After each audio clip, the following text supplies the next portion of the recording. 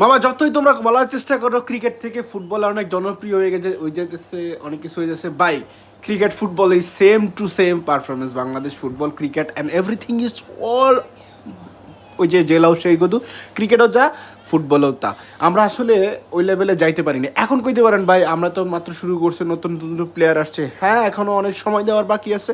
So আমরা আশা রাখতেই পারি, কিন্তু ওই যে এক জায়গায় আমরা আটকে যাই, সেই জায়গায় তো আমরা দিন শেষে বাংলাদেশ নামটা, কারণ বাংলাদেশের নামের সাথে আলটিমেটলি ক্রিকেট ফুটবল কিছুই যাচ্ছে না, কেন জানি যাচ্ছে না, কেন জানি যাবেও না মনে হচ্ছে, কারণ এই দেশের পরিবেশের সাথে কেমন জানি যায় না, একটা কিছু একটা যায় না, সব কিছু যায় না।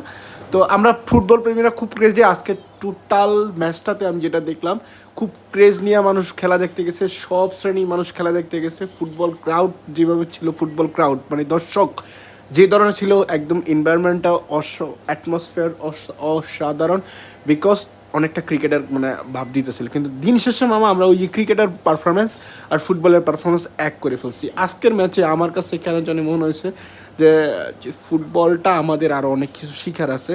সো এই জায়গায় আমাদের অনেক উন্নতি করার প্রয়োজন আছে। আমাদের যেসব প্লেয়াররা আছে সেসব প্লেয়ারদের নিয়ে আমরা গর্ব করতে পারি, হামজা, সোম, ফামিদুল, এদেরকে নিয়ে আমরা গর্ব করতে পারি। অনেক সময় লাগবে, আর আদারওয়াইজ অন্য অন্য প্লেয়াররা আরও বিল্ড আপ ফুটবল খেলতে হবে, আরও কিছু শিখতে হবে। তারপর মনে হচ্ছে কোচের যে প্ল্যানিং, সে প্ল্যানিংয়েও আমার মনে হচ্ছে অনেক গলদ আছে।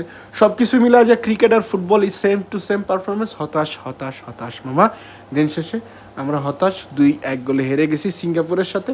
আমাদের যে স্বপ্ন যে এশিয়ান কাপ খেলবো বা বক্কর চক্কর এগুলো খেলবে, কিন্তু বক্কর চক্কর খেলার মতন অ্যাবিলিটি আমাদের বাংলাদেশ ফুটবল টিমের এখনও হয় নাই ভাইয়া। আর ওটা সময় লাগবে ভাইয়া। এত আশায় নিয়েন না, এত বাইশ দিয়েন না, সাপোর্ট করে যান।